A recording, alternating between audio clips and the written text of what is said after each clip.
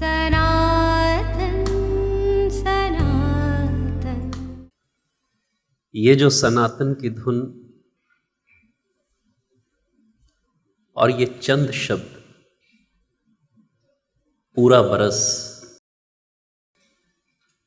सुबह शाम सफर करते हुए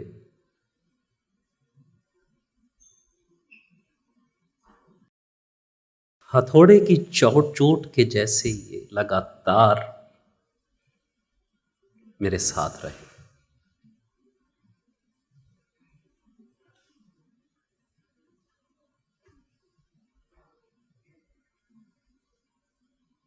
सनातन का अर्थ है एटर्नल, शाश्वत, जो कभी बदलता नहीं, जो सदा से है, सदा रहेगा, सदा था।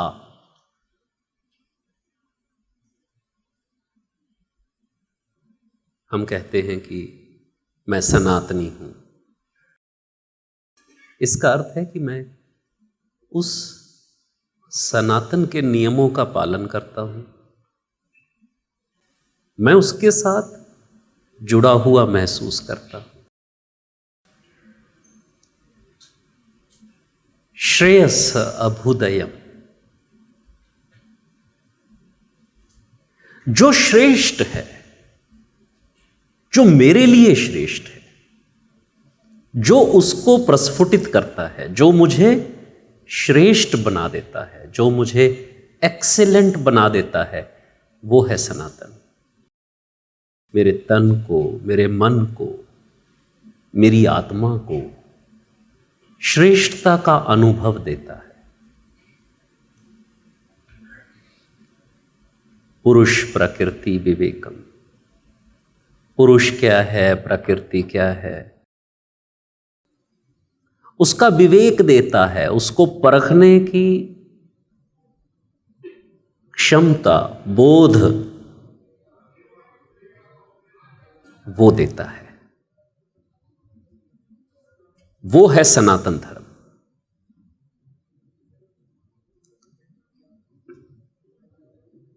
तो हमारा इससे क्या लेना देना? हम तो ज्योतिष करेंगे, हम तो वास्तु करेंगे, हम तो चमत्कार करेंगे, कि भी आज कोई और नुस्खा दे दे चमत्कारों का। मैं समझता हूं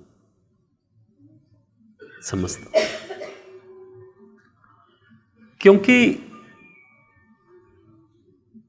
तुम्हारे जैसे कुछ मेरी उम्र के बच्चे, जब मैं उस समय पे 25 बरस 26 बरस पहले गुरुकुल में था, तो लगता था कि बाबा कोई फार्मूला दे दे, कोई नुस्खा बता दे, फिर बाहर जाके मैं चमत्कार दिखा दूं, किसी को इम्प्रेस कर दूं, वो इम्प्रेस होगा तो कंसल्टेंसी मिलेगी। तो फोकस कहां रहता था? वो वास्तु का फार्मूला लेने में, कोई नया उपचार लेने में, कोई नया ज्योतिष का फंडा लेने में। जो तंत्र के गुरु थे, जो तंत्र के टीचर थे, उनसे कोई तंत्र का सूत्र लेने के लिए। और मैं जो 1 बरस अज्ञातवास पे गया,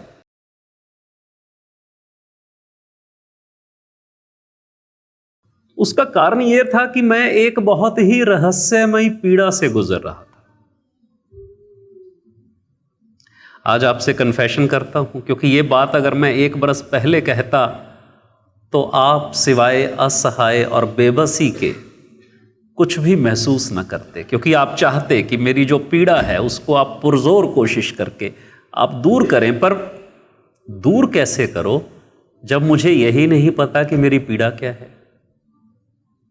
मेरी ही 25 वर्षों की फिलॉसफी फेल होनी शुरू हो गई, क्योंकि महावास्तु में मैं कहता हूं समस्या क्या है, समाधान क्या चाहिए, किस दिशा से उसका संबंध है, कहां पर उसके सिम्टम्स हैं, क्या एंटी एक्टिविटी है या एंटी एलिमेंट है या कोई एंटी ऑब्जेक्ट पड़ा है। या तो उसको वहां से हटा दो या उसको तत्वों के संतुलन से बैलेंस कर दो तो समस्या हट जाएगी। पर उस समस्या का क्या करेंगे कि जो पता ही नहीं कि क्या समस्या है, और जब पता ही नहीं कि समाधान क्या चाहिए और दिशाहीनता है, तो दिशा का तो संबंध ही नहीं। पर हां, मेरी ये पीड़ा थी क्योंकि मैं नॉर्मल महसूस नहीं कर रहा था, सहज महसूस नहीं कर रहा था। तो किसी से भी अगर बात करता तो वो बोलते पैसे की प्रॉब्लम है, नहीं। शरीर की प्रॉब्लम है, नहीं। कोई महत्वाकांक्षा है जिसको पा नहीं रहे हो, नहीं। क्या चाहिए पता ही नहीं। आप शायद क्षणिक उस समस्या में जाते होगे, कभी कभी जाते होगे, कोई ना कोई जाता होगा, पर फिर जिंदगी की दौड़ भाग में व्यस्त हो जाते हैं। तो ये पिछले कई वर्षों से चलता आ रहा था। Fitness perfect, medical reports perfect, कामकाज परफेक्ट, जो जो परिभाषाएं होती हैं कामकाज की, वो सारी की सारी परिभाषाएं पूरी। परंतु यह समझ में नहीं आ रहा कि पीड़ा क्या है। पर पीड़ा तो है, क्योंकि वो जो मौज मैं हमेशा कहता हूं कि रोज लो मौज लो, नहीं मिले तो खोज लो, पर वो मौज नहीं है। कई मित्रों से,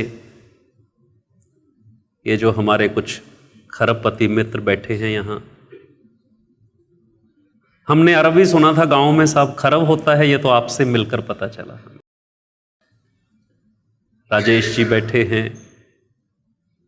हमारे सुरेश भाई यहीं पर थे, और मित्र हमारे। तो वो बोलते क्या चाहिए बताओ ना, पता ही नहीं क्या चाहिए। तो किसी सियाने ने कहा डिप्रेशन हो गया। मैंने कहा हां यही बचा था भाई, क्या पता हो गया हो। अब भाई सबको होता है, हमें भी हो गया होगा। तो मैं 2-3 डिप्रेशन एक्सपर्ट से मिला जाके, उन्होंने मेरे से बातचीत करी। वो बोले डिप्रेशन तो हमें हो गया कि तुम्हारे जैसे जितना मौज में हम आदमी नहीं देखे कभी। वो बेचारे मेरे से ध्यान सीखना शुरू कर दिया। मैंने कहा दाल गल नहीं रही। पीड़ा तो है, क्या है नहीं पता, कौन जिम्मेदार है नहीं पता, समाधान क्या चाहिए यह भी नहीं पता। मैं हमेशा यह मानता हूं कि जो ज्ञान, जो अध्यात्म 3 लोगों के पास होता है, वो दुनिया में किसी के पास नहीं होता। 1 पुलिस ऑफिसर, 2 वकील और 3 पंडित। हम पार्शली पंडित तो हैं ही, और इन तीनों को कोई भी बात समझाना बड़ा कठिन काम है। मेरे भाई शिवदयाल जी यहां बैठे हैं, कितने वर्षों से, 20-25 वर्षों से मैं रात को थाने में उनके पास चला जाता। पुलिस की जॉब बहुत कैडी जॉब है। उनसे भी कहा, मैंने कहा भाई कुछ अच्छा नहीं लग रहा। उन्होंने भी अपनी तरफ से कोई आशीर्वाद, कहीं कोई पूजा करवाते हैं, अपने अपने ढंग से उन्होंने जो भाव बड़े भाई का हो सकता है। आखिर पिछले 12 मार्च को मैंने सोचा कि अगर समस्या अज्ञात है और समाधान भी अज्ञात है, तो फिर क्यों ना अज्ञातवास ही कर लिया जाए। क्योंकि ज्ञात का ज्ञात समाधान हो सकता है, अज्ञात का ज्ञात समाधान नहीं हो सकता। जो अज्ञात है उसका समाधान ज्ञात कैसे होगा, जो ज्ञान से परे है। मैं 13 मार्च को गोरखपुर में था। नेक्स्ट डे या शायद 12 की शाम को ही फ्लाई कर गए थे हम लोग। कृष्ण मेरे साथ था, भांजा।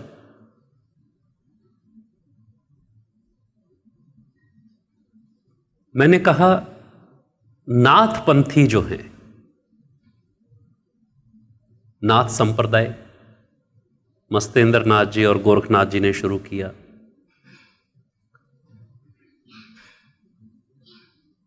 तो मैं सबसे पहले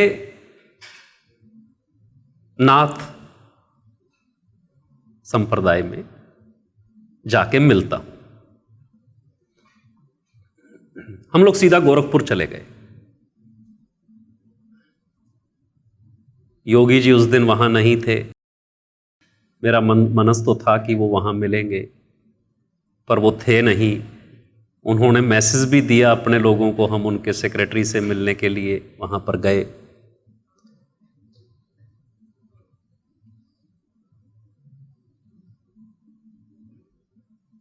नाथ संप्रदाय क्यों? क्योंकि मुझे ये लगा कि जितनी हम बात करते हैं पतंजलि योग दर्शन, सांख्य योग दर्शन, ये एकेडमिक विषय रहे हैं, पर जो आध्यात्मिक चमत्कारों की हम बात करते हैं,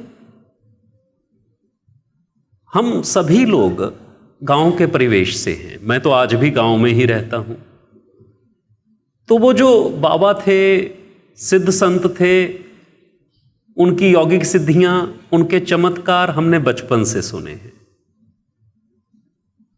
तो मुझे लगा वो जो संप्रदाय चले, उसके पुरोधा, उसके इनिशिएटर गोरखनाथ जी थे। गोरखनाथ जी की परंपरा से महाराष्ट्र में दत्तात्रेय पंथरा, नवनाथ, दक्षिण में सिद्धों की परंपरा। तो जो अध्यात्म गांव के परिवेश में है, उसकी शुरुआत गोरखनाथ जी ने करी। तो मैंने गोरख साहित्य, उनकी वाणी पहले भी अध्ययन किया था, क्योंकि मेरे एक गुरु नाथपंथी थे और वो मुझे सबसे ज्यादा चमत्कारिक लगते थे। अब बालक बुद्धि को जितना चमत्कारिक लगता है कोई व्यक्ति, तो मैं गोरखपुर चला गया। वहां से कुछ साहित्य लिया। ये लोग जो मेरे साथ थे, कृष्ण और सीमा, ये लोग शायद कहीं इधर उधर थे। तो अचानक से मुझे जैसे किसी ने पकड़ के एक बहुत ही बुजुर्ग संत के सामने खड़ा कर दिया। मैंने पांव छुए भाववश उनके, और वो मेरे को बोले, यहां नहीं है, फोटो डाल ले फोन में, तेरे पास ही आ लेगा। कुछ नहीं समझ में आया।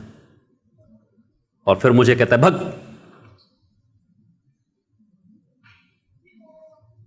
रुकने का प्रोग्राम था, उसके बावजूद भी मैंने इनको कहा, चलो बनारस चलो। हम लोग टैक्सी किए और बनारस को निकल पड़े। क्योंकि अगला मैंने सोचा था कबीर चौरा और अघोरी।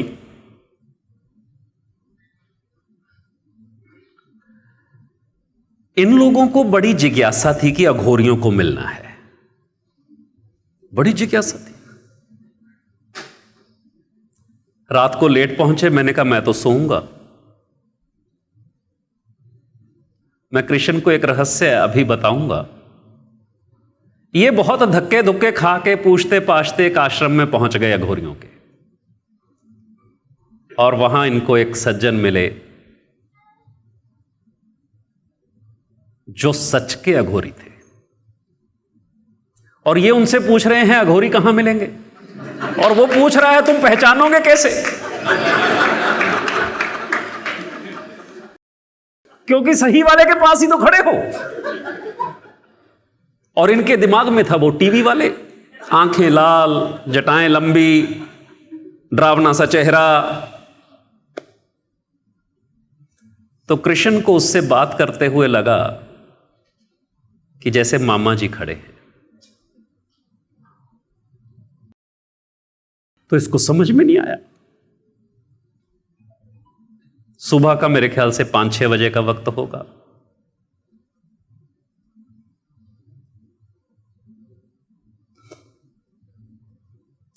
और जैसे ही इसके जहन में आया कि मामा खड़े हैं, मेरी नींद खुल गई इधर।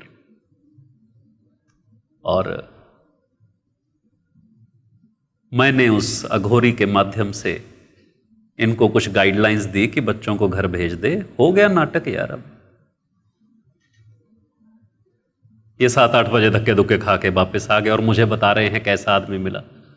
और मैं इनको क्या बताऊं कि मैं ही तो मिला।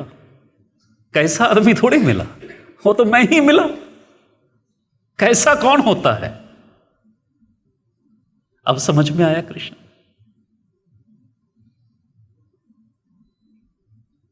वहां पर कुछ लोगों से मिले, घूमे, फिर मैं लौट के आया दिल्ली और मैं अगले दिन सिद्धों के पास चेन्नई चला गया। क्योंकि जो परंपरा के वाहक हैं, जो पिछले 1000-1500 बरस से एक चमत्कार लिए घूम रहे हैं, वो सब पुराने मित्र हैं। कोई ऐसा, मेरा उनसे सवाल एक ही था, तुमने 25 साल एक साधना करी, तुम्हें क्या मिला? कुछ मिला भी कि नहीं मिला? और यह सिलसिला चलता गया। इतने सारे अनुभव हैं, इतने सारे रहस्यमय अनुभव हैं। तमिल के सिद्धों के साथ, नवनाथों के साथ महाराष्ट्र में मैं लोखंडवाला गया, कैवल्य धाम में। वहाँ पर जो नाथ दर्शन पर काम कर रहे हैं, साधकों से मिला। फिर जर्मनी गया, चेकोस्लोवाकिया, पराग, एल्केमिस्ट्स, उनके साथ रहा। लंदन में रहा, यूरोप में रहा, और फिर फाइनली मैं अमेरिका में कुछ मनोवैज्ञानिकों के साथ, जिन्होंने योग पर करीब 40-40, 50-50 बरस काम किया है, उनके साथ हफ्ता 10-10 दिन, 15-15 दिन रहा। 2-3 सवाल। एक तो तुम्हें क्या मिला, झक मारी या कुछ मिला? दूसरा, क्या अनुभव आया? तीसरा, क्या जिंदगी झंड है? Bottom line question. क्योंकि अपना तो अनुभव यही है कि ये सब कर करा के मामला तो झंड ही है। कहां कहां दिलचस्पियां ढूंढेंगे?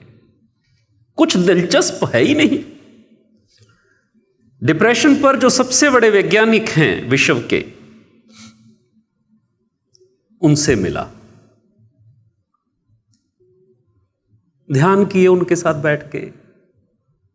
क्योंकि चाहे वो एल्केमिस्ट थे, चाहे वो नाथ, सिद्ध, योगी, तांत्रिक, मनोवैज्ञानिक, साइंटिस्ट्स, न्यूरो साइंटिस्ट्स, न्यूरोबायोलॉजिस्ट्स के साथ बैठा, वो अल्टीमेटली एब्जॉर्ब हो जाते थे योग दर्शन में। वो घूम फिर के मैं यही क्लासेस जो यहां करता हूं वो वहां कर रहा था। पर एक बात गजब की थी,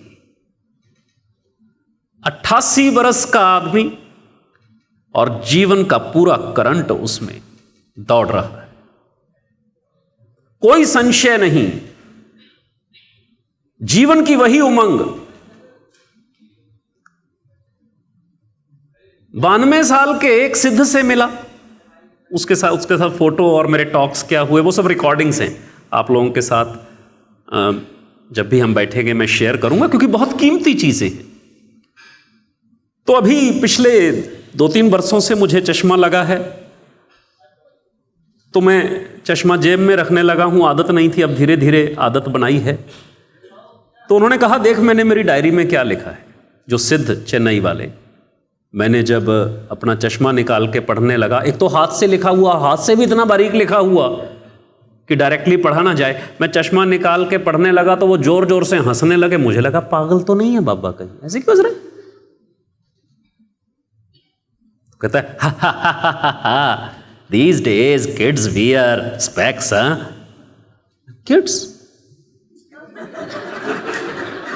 Kid? पर एक 92 बरस के आदमी के लिए तो मैं किड ही। रिलेटिव है ना सारा जगत। तो मैंने कहा आप नहीं लगाते? कहता no no, it's not my age. अबे तो कब लगाएगा? कहता my mother when she was 99 then she said I can't read clearly, give me some specs. Still 7 years। हाँ, हे भगवान, ये किस युग के लोग हैं?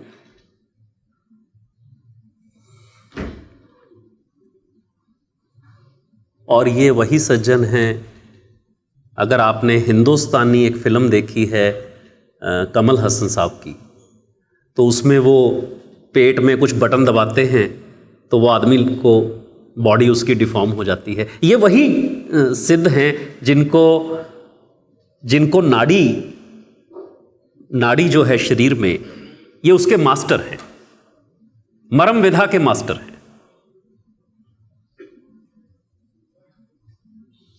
और ये विधा किसी को देते नहीं है। सिद्धों में ये बड़ी समस्या है। पहले तो मिलते ही नहीं है। अगर मैं आपसे कहूं कि कोई सिद्धार ढूंढ लीजिए चेन्नई में जाके, यू कांट फाइंड। मिल गया तो कुछ देता नहीं है। तो अपन बिल्कुल क्लियर थे कि ना अपने को इससे कुछ मांगना है। एक और चीज है मेरे में जो गुरुकुल में दी गई, मैं किसी का भी सिस्टम इंटरफेस करके कॉपी कर सकता हूं। आप समझ रहे हैं? छोटे छोटे चुटकुले हैं ये, क्योंकि जिन लोगों ने एडवांस कोर्स किया है उनको मालूम है कि सिद्धियां बहुत छोटी छोटी चीजें होती हैं। मेरे को आप किसी के साथ भी बिठा दीजिए, मैं उसका पूरा का पूरा ब्रेन, पर अपन पंगा नहीं लेते क्योंकि ये बहुत बड़े वाले हैं। पता चला अपनी डिस्क एक बार के लिए साफ करके बैठ गए और अपन ने क्लीन डिस्क की कॉपी मार ली और अपना भी गया मामला। तो थोड़ा डर भी लगता है भाई, हम ही थोड़ी बड़े हैं, हमसे भी बहुत बड़े वाले हैं।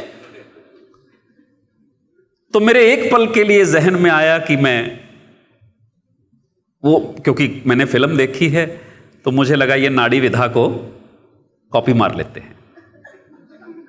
एक पल के लिए आया, मेरे जस्ट जहन में आया है, और वो कहता है come here for a month, हाँ it takes a months time.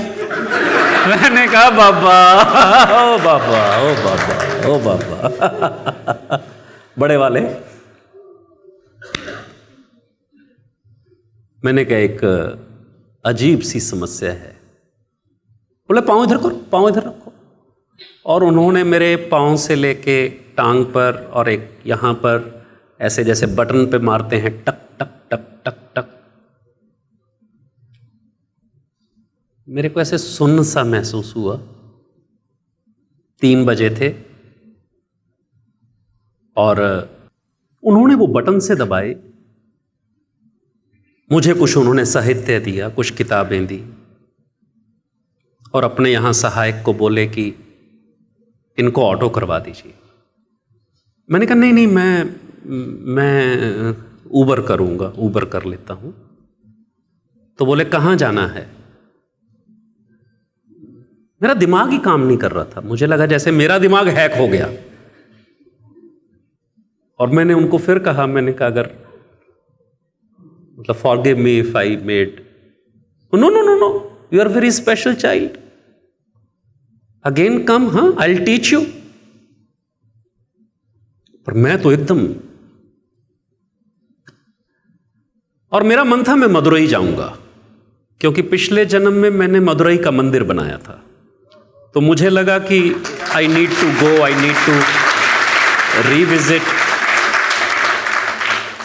पिछले जन्म में आप जहां होते हो, अगर आप वहां चले जाओ तो भी स्वयं में स्थित होने में मदद मिलती है। एक अनुभव है, आध्यात्मिक अनुभव है। पर चलिए, मैं अभी आप लोगों से कहूंगा कि मैं आप लोगों के साथ मदुरई जाऊंगा। जो लोग चाहेंगे अपन चलेंगे। और कोई रिकॉर्डर साथ लेके जाना, नोट्स बनाना। I will enter into my past life and then I will dictate vastu shastra in Madurai temple. हम ऐसा करेंगे, है ना? तो ये सब चीजें करेंगे। तो मदुरई जाने का मन था, टिकट मेरे पास थी। तो उनके असिस्टेंट मुझे पकड़ के एक ऑटो में बिठा दिए।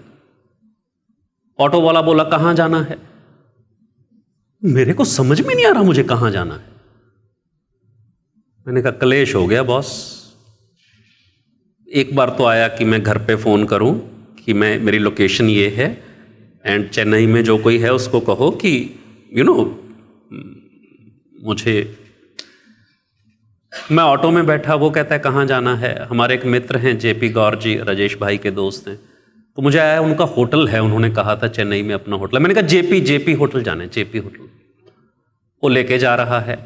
इतने में मैंने उसको बाजार में रोका। मैंने कहा रुक, कितने पैसे थे?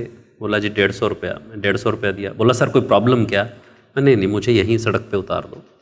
जूस की दुकान थी, मैंने उससे जूस पिया, किताबों के थैले पर ही बैठ गया। ट्रैवल एजेंट को फ़ोन किया, मैंने कहा सचिन मेरी दिल्ली की टिकट कराओ, और मैं ऊबर करी वहीं बैठ के, और एयरपोर्ट और दिल्ली। अगले दिन मैं 2 बजे सो के उठा। तो ऐसा नॉर्मली होता नहीं है। मैं टाइम से आ गया, सो गया, तो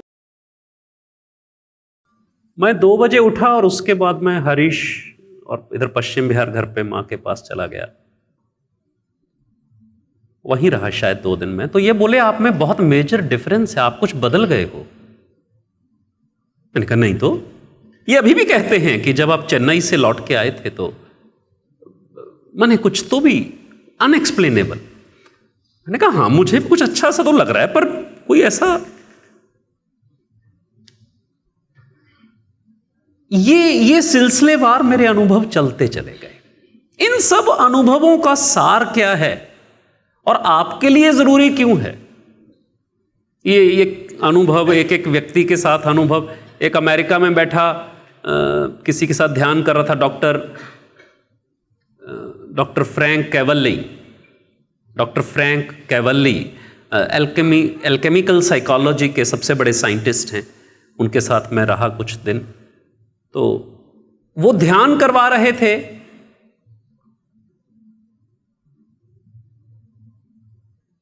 तो मित्रा जी, बाबूजी हमारे आए हुए हैं आशीर्वाद देने। मुझे ये ध्यान, उन्होंने कहा तुम किससे कनेक्टेड हो?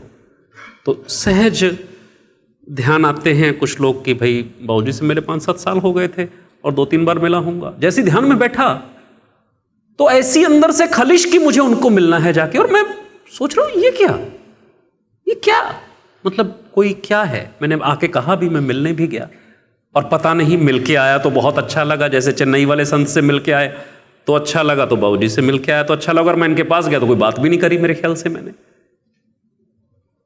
ये एक अज्ञात से कनेक्शन है कहीं। ये इनविजिबल कनेक्शंस हैं जो आपको एम्पावर करते हैं। क्या एम्पावर करते हैं, शायद सही शब्दों में कहना मुश्किल होगा। मैं इतने लोगों को 1 साल में मिला, वो भीख मांगने वाले भी हैं पर वो संत हैं, मैं उनके साथ भी रहा। भिक्षाटन उनका जीवन यापन है। टॉप मोस्ट पॉलिटिशियंस के साथ भी मैंने समय बिताया, बिजनेसमैन के साथ, संतों के साथ, स्टूडेंट्स के साथ, हर प्रकार के लोगों के साथ। इरफान मेरे दोस्त ट्रीटमेंट ले रहे थे लंदन में, उनके साथ 2 दिन रहा। मैं उनको भी मानता हूं कि उनके अनुभव बहुत गहरे हैं।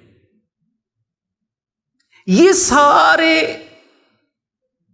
अनुभवों का सार, कॉमनैलिटी क्या निकली, ये कहां कन्वर्ज हो जाते हैं? पॉलिटिशियन ने कहा अलग अलग प्रवृत्ति के लोग होते हैं। मैंने कहा लोग कैसे होते हैं? अलग अलग प्रवृत्ति के होते हैं। सिद्ध वैद्य ने कहा वात पित्त कफ की प्रकृति के लोग होते हैं। दर्शन शास्त्र में जो प्रकांड पंडित हैं, जो एल्केमी के हैं, उन्होंने कहा 3 प्रकार का मामला है। कॉमनैलिटी 3 प्रकार की है, और वो 3 प्रकार की कॉमनैलिटी को जो जान लेता है उसको आत्म साक्षात्कार हो जाता है। ध्यान देना क्या हो जाता है? सुना है ये शब्द पहले कभी? हां, सुना है? अगर सुना है तो अब आप उसे एक्सपीरियंस करोगे, गारंटेड एक्सपीरियंस करोगे। 80% तो आज ही करके जाएंगे, और जो बचे 20% वो मेरे जैसे बाद में कर लेंगे। मेरे जैसे बाद में क्यों? क्योंकि इतनी जगह जाने के बाद मुझे क्या समझ में आया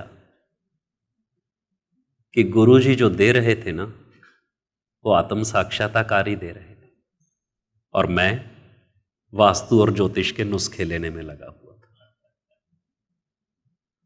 इतनी जगह भटकने के बाद पता चला कि आत्म साक्षात्कार तो उन्होंने गुण के भेजा मेरे में, जो मुझे ही नहीं दिखा। व्याकरण के जैसे तुम लोग 8वीं कक्षा में व्याकरण सीखते हो, वो तुम में गुण दी जाती है व्याकरण। आज मैं तुमसे कहूं व्याकरण के ऊपर लेक्चर दो, तो अगर वापस से रेफर नहीं करोगे तो कठिन पड़ेगा। ठीक ऐसे ही जीवन का व्याकरण गुरुकुल में मेरे अंदर एम्बेड कर दिया गया, और ये 1 बरस घूमने के बाद मुझे यही रियलाइज हुआ कि मेरे को बिना बताए, बिना मेरे को ज्ञात करवाए, अज्ञात ढंग से मेरे अंदर वो डाल दिया कि मैं जिसके आगे पड़ जाता हूं मुझे उसमें उसकी श्रेष्ठता नजर आती है, और मैं उसको अचीव करवा देता हूं। और मैं 25 बरस उस गुलेलची के जैसे वो एक गुलेलची था, रोज चिड़ियों का शिकार करता था गुलेल से। एक दिन जंगल में गया तो किसी व्यापारी के ऊपर कोई व्यापारी लेटा हुआ था, सांप फन फैला के डसने वाला था, तो उसने तुरंत गुलेल के पत्थर से उसके फन पे मारा निशाना, वो सांप वहीं गिर गया, और वो फट की आवाज से वो व्यापारी उठा, और वो देखते ही समझ गया। व्यापारी को तुरंत समझ में आता है कि क्या हुआ। उसने 2 बोरे रखे थे उसके पास, उसको दे दिए कि तूने मेरी जान बचाई है, अभी तो मेरे पास ये 2 बोरे ही हैं, तू यही ले जा, और ये मेरा पता है कभी जीवन में जरूरत पड़े तो आ जाना। और वो 2 बोरे लेके उसने देखा खोल के, तो उसमें रंग बिरंगे कंचे जैसे पत्थर थे। उसने कहा चलो ये अच्छा हो गया, अब कंकड़ नहीं ढूंढने पड़ेंगे। घर ले गया उन बोरों को, रोज जेब में डाल के आता, और रंग बिरंगे पत्थरों से, गुलेल से रोज चिड़ियों का शिकार करता। एक दिन उसका अंगूठा आहत हो गया, कोई चोट लग गई थी, तो शिकार नहीं खेल पा रहा था, तो अपनी बीवी की अंगूठी बेचने जौहरी के पास, सुनार के पास चला गया। तो सुनार की नजर बच्चा जिस कंचे से खेल रहा था, लाल रंग के कंचे से, उस पर पड़ी। वो कहता ये अंगूठी छोड़, वो दे दे। कहता ये तो फ्री में ले ले, इसका क्या। कोई सज्जन रहा होगा, उसकी आंखें भर आई। कहता बावले सारी दुकान भी ले जाएगा तो भी इसके पीछे न दिए जाएंगे। अरे ये सबसे कीमती मानिक है, ये पत्थर नहीं है। तेरे को जो चाहिए तू ले जा, सारी जिंदगी लेता रही हो तो ये मामला। उसको फिर कुछ समझ में नहीं आया, बेचारा अंगूठी बेचने गया था, अंगूठी भी ले आया, पैसे भी ले आया। मुझे लगा मैं भी उस गुलेलची के जैसे 25 बरस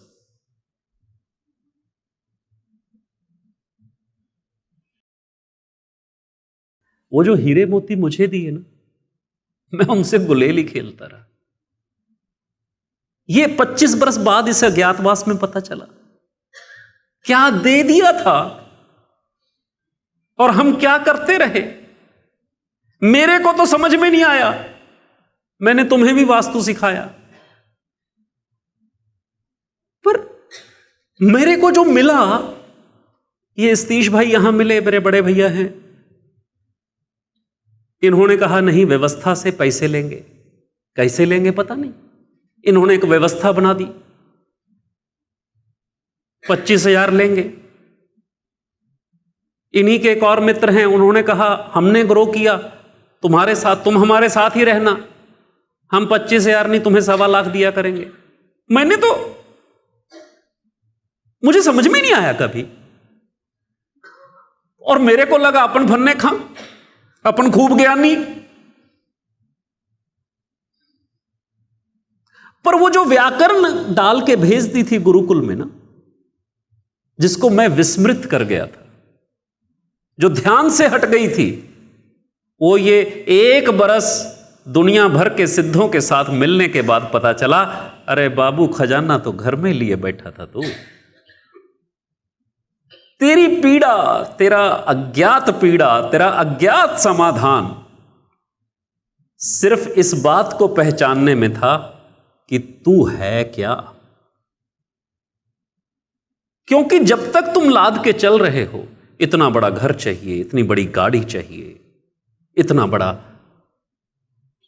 नेटवर्क चाहिए, इतने बड़े दोस्त चाहिए, ऐसे कपड़े चाहिए, ऐसा जूता चाहिए, ऐसा पेन चाहिए, वो थोड़े दिन के बाद ना उसका रस आना बंद हो जाता है। और जब तुम्हें वो सब मिल जाए जो तुमने सोचा था, तो तुम्हारा संसार खत्म हो जाता है, क्योंकि तुम्हें और रस दे क्या, मिल तो गया सब कुछ। मेरे को मिल गया सब कुछ, जो जो मैंने सोचा, जहां घूमने का सोचा, जहां पर जो एंटरटेनमेंट के साधन हैं, जो जो जो जो मेरी कल्पना में था, जब वो सब भोग लिया तो बेकार हो गया सब मामला। तो फिर क्या राहत देता है? तब राहत देता है कि तुम मटेरियल क्या हो, तुम हो क्या। और जैसे ही तुम अपने उस बेस से जरा सा इधर उधर होते हो, तो छोटी बड़ी ज्ञात अज्ञात पीड़ाओं की शुरुआत होती है। तो आत्म, मैं कौन हूं? कौन हूं मैं? ये क्या है? गुरुजी कहते थे 3 प्रकार के लोगों से यह जगत बनता है। यह बात भूल गया था मैं। 3 प्रकार के लोगों से, किससे? 3 प्रकार के लोगों से जगत बनता है। 3 मेजर कैटेगरी हैं। इन्हीं 3 के आपसी जोड़ से कुल 7 प्रकार के लोग हैं धरती पर। फिनिश। 3 प्रकार के, 1, 2 और 1 पर जरा सा ध्यान देंगे। 1 कैसा होता है? एक सिंगल लाइन। 2 कैसा होता है? हुक के जैसा, हुक के जैसा होता है ना। और 3 कैसा होता है? 2 बार गोल गोल। ध्यान देना, वो चीज देने जा रहा हूं जो गीता में कृष्ण अर्जुन को शुरू से लेके एंड तक समझा रहे हैं। बड़ा मुश्किल है जीजे को समझाना, बड़ा मुश्किल है बॉस। जीजे को ओए होए होए, ये हंस रही हैं, मैं इनके मन की पीड़ा समझ रहा हूं। जीजे को समझा रहे हैं। 14वें चैप्टर में, 14th चैप्टर में वो 3 गुणों की बात करते हैं। पूरी गीता में एक ही बात बार बार कृष्ण कहे जा रहे हैं। गुणों के आधार पर, गुण धर्म के आधार पर, गुणों के आधार पर रजस सतव तमस 3 गुण हैं। किसी में रजस ज्यादा है, किसी में सतव ज्यादा है, किसी में तमस ज्यादा है। कुछ श्लोक गीता के मिस हैं, सच में मिस है, कर दिए गए कभी। वो श्लोक मेरे को मिल गए हैं, तो पूरा का पूरा मामला महावास्तु के ग्रिड करने जैसा हो गया है। आसान हो जाती है गीता उसके बाद। क्या है? त्रिगुणी माया, त्रिगुणी प्रकृति, त्रिगुणात्मक प्रकृति कृष्ण समझा रहे हैं। 17वें चैप्टर में अर्जुन उनसे पूछते हैं, मैं क्या करूं? बौखला गया ना, वो इतना ज्ञान दे दो, अब मैं तुम्हें शाम तक बैठ के पीसता रहूं ज्ञान से, तो शाम को तुम कहोगे भाई करना क्या है मेरे को। तो अर्जुन भी कहता है कि मैं क्या करूं। कृष्ण उसको बड़ा अच्छा उत्तर देते, कहते देख मैंने जो समझाना था तेरे को समझा दिया, अब तू जो निश्चय करना चाहता है तू वो कर, क्योंकि तेरे निश्चय करने से और मेरे समझाने से भी वो नहीं होना जो तेरा स्वभाव तेरे से करवा देगा। क्या करवा देगा? सब भाव। क्या करवा देगा? सब भाव। तुम्हारा स्वभाव तुमसे वो करवा देगा जो होना है। भगवान खुद कह रहे हैं मेरे समझाने से और तेरे निश्चय करने से कुछ नहीं होना, तेरा स्वभाव तेरे से ये करवा देगा। वो स्वभाव आत्म है, वो स्वभाव आत्म है। उसके 3 अंग हैं। 3 ही प्रकार के लोग हैं जगत में, गुरुजी ने कहा 3 प्रकार के लोग हैं। बोले कभी भी देखना 3 प्रकार के लोग देखना, कहा था मुझे। और उन 3 प्रकार से 7 प्रकार के बनते हैं, उनको सप्तलोक कहते हैं। त्रिलोकी हैं 3 लोग, 3 लोगों से त्रिलोकी है, 3 लोगों से त्रिलोकी है। और इन 3 से 7 प्रकार के लोक हैं सप्तलोक। ये मैं विस्मृत कर गया था, जो अभी साल भर में मुझे रिकॉल हुआ। एक पतला सा सिंगल हड्डी, एक पतला सा सिंगल हड्डी हवा के झोंके जैसा, एक जगह टिक के नहीं बैठ सकता, यहां वहां, खूब सारा काल्पनिक इमेजिनेशन, ऑप्शंस। और हुक वाला जो हुक्ड हो कहीं, क्या करना है ये बता, एक्शन क्या करना है ये बता, एक्शन बता यार, तू करना क्या है यार, फालतू के फंडे मत देना, तूने कर लिया ना यार, मेरे को तो एक्शन बता। हुक वाला। और उसकी क्वालिटी होती है वो अपनी वाणी से बांध देता है। तो जिस व्यक्ति को शब्दों के चुनाव की, वाक्य संरचना से एक भाव को निर्मित करना आता हो, तो वो कौन सी कैटेगरी का है? 2 नंबर कैटेगरी का है। 2 नंबर ही है, ये ध्यान में रखना। और तीसरा गोल गोल, 2 बार गोल। 50 किलो का है अगर 1 नंबर, तो 2 नंबर है 75 किलो का, और 3 नंबर है 100 किलो का। कैसे पहचानोगे कि ये आदमी 1, 2, 3 में से कौन सा है? क्या ये पतले साइड में है, या मिड साइड बॉडी स्ट्रक्चर है, या डबल बॉडी स्ट्रक्चर है? पहचान होनी शुरू हो गई ना जगत की।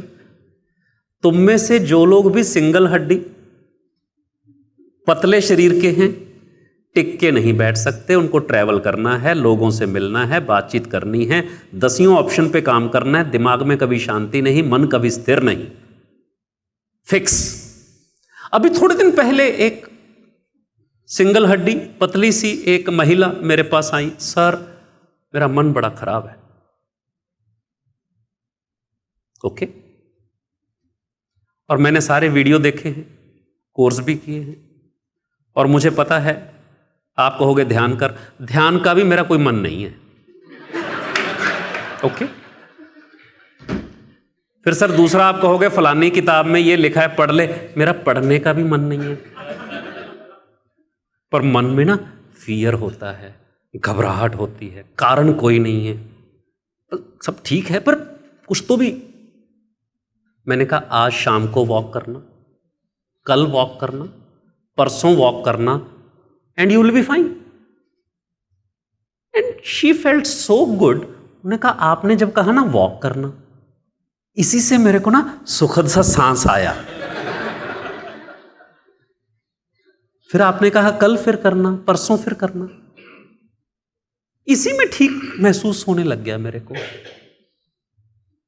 इसी में ठीक महसूस हो रहा है। क्यों? क्योंकि ये जो फर्स्ट कैटेगरी है ये एयर एलिमेंट के हैं, ये वायु तत्व के हैं, टिक के नहीं बैठ सकते। और इन लोगों में ना एक बड़ा कीड़ा होता है, वो कीड़ा होता है आर्टिस्टिक होने का, कलात्मक, सौंदर्य प्रेमी। ये नहीं कि कुछ भी खा लिया कुछ भी पहन लिया टाइप, नहीं। खाने पीने में इर्रेगुलर होते हैं, टाइम से नहीं खा सकते ये लोग, कम कम क्वांटिटी में खाते हैं, स्किन पे ड्राइनेस रहती है इनके। ये फिक्स ट्रेट है, बदलता नहीं है। और जो 2 नंबर है ना, फायरी होता है, हुक वाला, आग लगी रहती है उसको, गुस्सा करा लो जितना मर्जी, उससे पता ही नहीं चलता कब डांट रहा था, कब गुस्से में था। Action action action action action. Tasty tasty खाने को चाहिए, एक्शन एक्शन करना है। स्किन ऑयली होती है, बॉडी स्ट्रक्चर फिट, फिट माने थोड़ा फौजी टाइप। और तीसरी कैटेगरी, ये दूसरी कैटेगरी वाले फायर हैं, और तीसरी कैटेगरी वाले जैसे अपना समीर करवे फायर है। फिर जो ब्रॉड स्ट्रक्चर है, 3 यानी 2 बार गोल, डबल बर्गर, ये हैं वाटर एलिमेंट वाले। हर वक्त भावावेश, भावी भाव, emotions emotions emotions emotions emotions emotions. एक राय मांगिए आप कि देखिए जरा इस पे आपकी क्या राय है, ये काम कर लें क्या? अब संसार को देखिए। हाँ, जो 1 नंबर वाला है एयर एलिमेंट वाला, वो कहेगा और क्या क्या ऑप्शंस हैं, अपन ये कर लें, वो कर लें, ऐसे कर लें, एस्थेटिकली ठीक लगना चाहिए, डिजाइन होना चाहिए। डिजाइन, अरे कर लें कि ना कर लें भाई, ये डिसाइड नहीं कर सकते क्योंकि मन डिसीजन करने नहीं देता। और जो 2 नंबर वाले हैं फायर वाले, ये विचार ही नहीं कर सकते, ये कहते हैं कर लेते हैं, फिर विचार कर लेंगे। अरे जब करना ही है तो कर लेते हैं। आपको आसपास दिखे अपने लोग, दिखने शुरू हो गए, दिखने शुरू हुए। और तीसरी कैटेगरी, ये कर लें कैसा फील होगा, कोई गलत फील तो नहीं होगा। Feel feel feel feel feel, अबे काहे का फील यार, काम करना है। अब 2 नंबर और 3 नंबर, आग वाला और वाटर वाला, वो कह रहा है एक्शन करना है, वो कह रहा है फील। और 1 नंबर वाला ऑप्शंस, एस्थेटिक्स। 1 2 3, हर एक के आत्म में ये तीनों एलिमेंट मौजूद हैं। जो ज्यादा है वैसी उसकी पर्सनैलिटी है, वैसे उसकी स्किन है, वैसे उसके बाल हैं, वैसे उसके नाखून हैं। जिसके नाखून बहुत ब्रॉड हों, ऑयली से हों, चौड़े चौड़े हों, वो वाटर एलिमेंट वाला है, यानी 3rd वाला। जिसके नाखून मिडल वाले हों, वो फायर वाला है। जिसके नाखून छोटे हों, वो पतले हों, वो एयर वाला है। क्या यहां तक समझ में आया? समझ में आया? मजेदार है। इनका प्रोपोर्शन, इनकी कंपोजिशन, आप में इनकी कंपोजिशन 33% किसी में नहीं है। It's very rare. अब तक के रिकॉर्ड्स के मुताबिक सिर्फ कृष्ण में तीनों बराबर मात्रा में थे, इसके अलावा ऑन रिकॉर्ड कोई नहीं है। आग, हवा और पानी ये बराबर मात्रा में सिर्फ कृष्ण में थे। पर तुम में जो कंपोजिशन है, जिस वक्त मां ने पेट में धारण किया, 9 महीने की शुरुआत में, डे 1, पहले पल, उसी क्षण तुम्हारी ये कंपोजिशन फ्रीज हो गई। और जन्म लेने के बाद जिस दिन जला दिए जाते हो, राख में भी वही कंपोजिशन रहती है। वो जो कंपोजिशन का प्रोपोर्शन है वो कभी नहीं बदलता।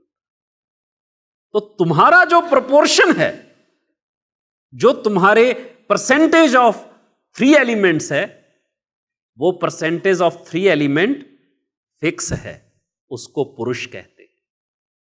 और ये जो 3 एलिमेंट हैं ये वेरी करते रहते हैं। और उन्हीं के सुख दुख को तुम अनुभव करते रहते हो।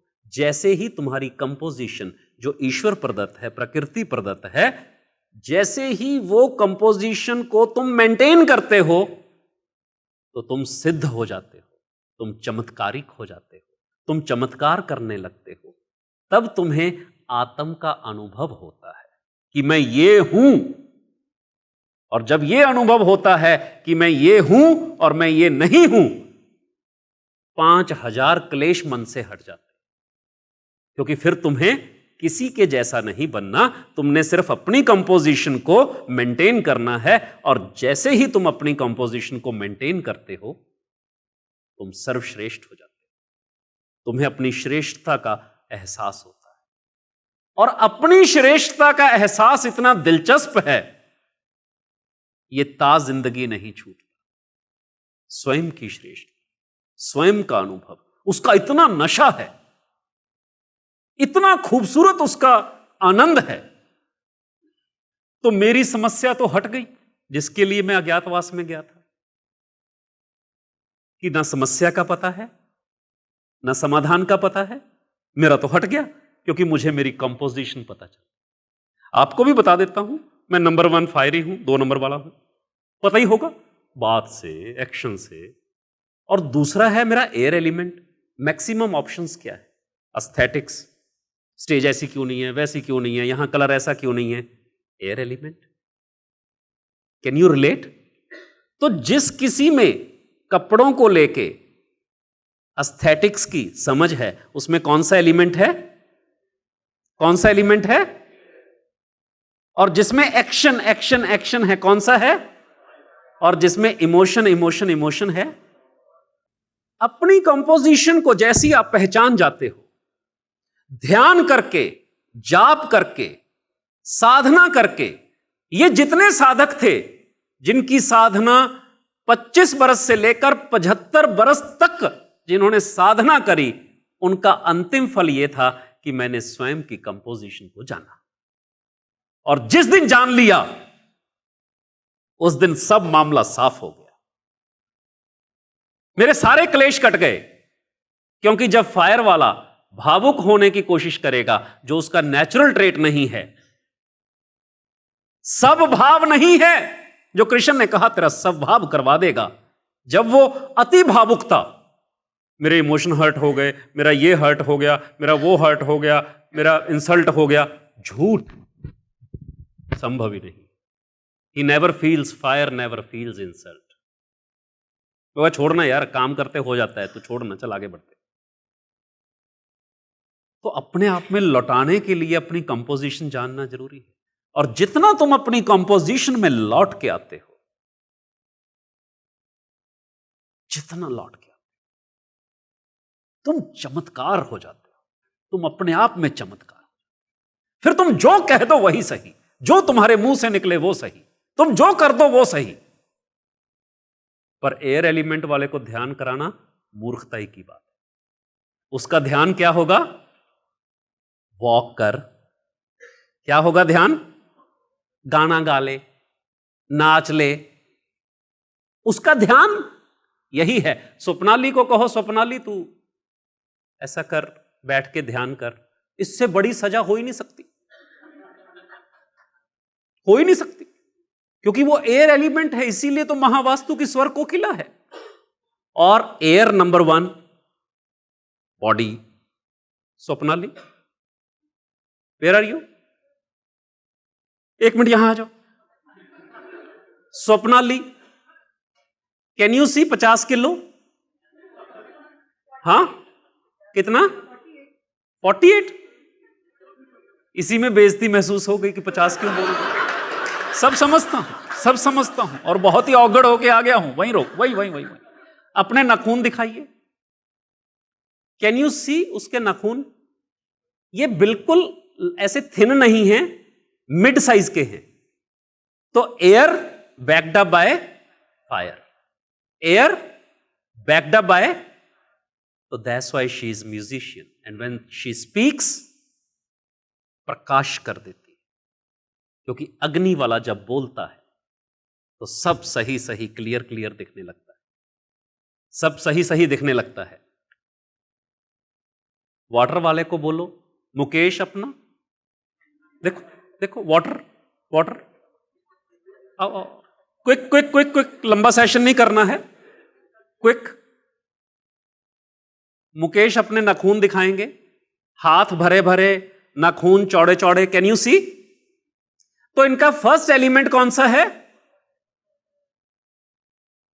और मुकेश जब भी बोलता है, बोलता ही जाता है। पता नहीं इसके स्टूडेंट इसको कैसे समझते होंगे। मेरे को तो बहुत बार ढूंढना पड़ता है कि बोल क्या रहा है।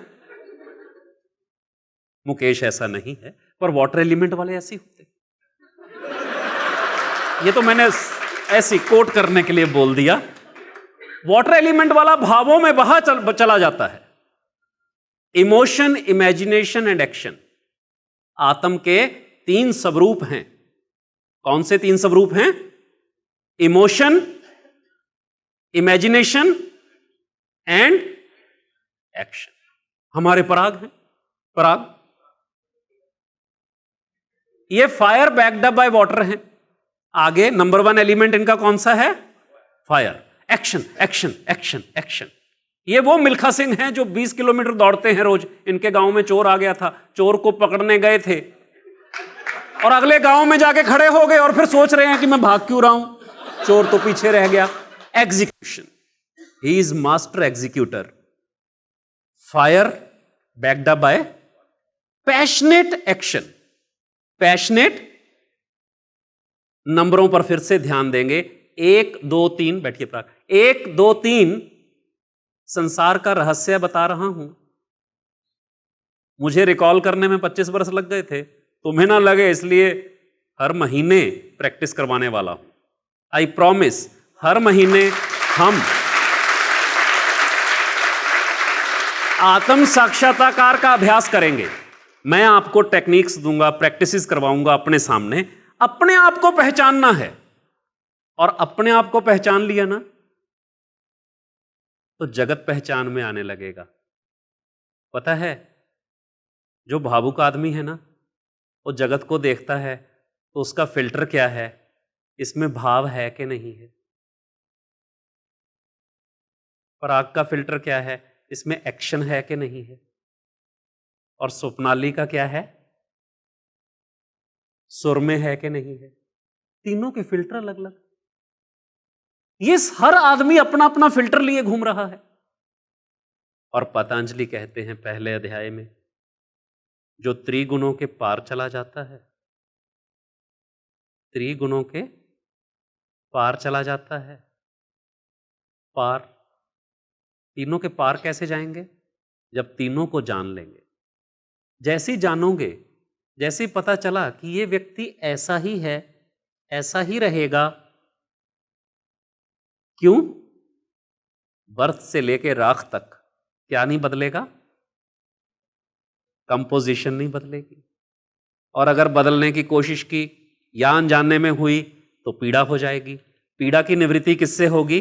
जब वापस इसको इसकी प्रकृति में लाके खड़ा कर दे। यही रहस्य है, सब रहस्यों का रहस्य यही है। गीता भी समझ में आ जाएगी, आयुर्वेद भी समझ में आ जाएगा, और महावास्तु अपग्रेड भी हो जाएगा।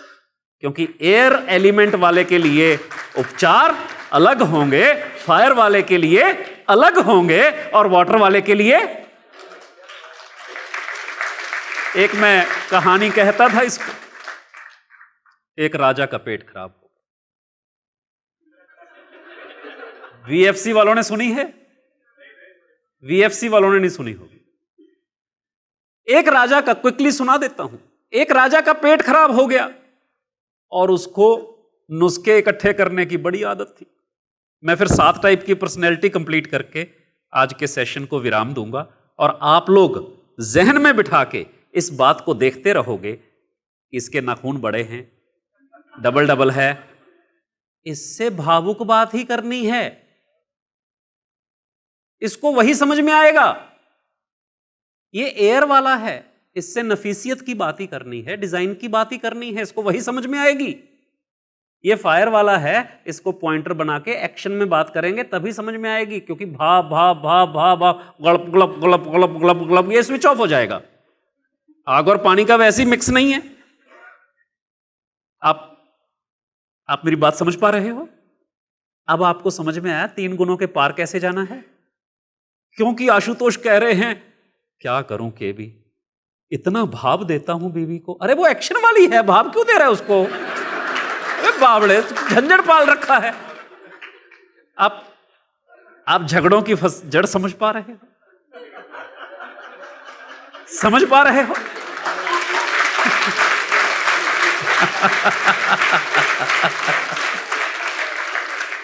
और वो फिक्स है।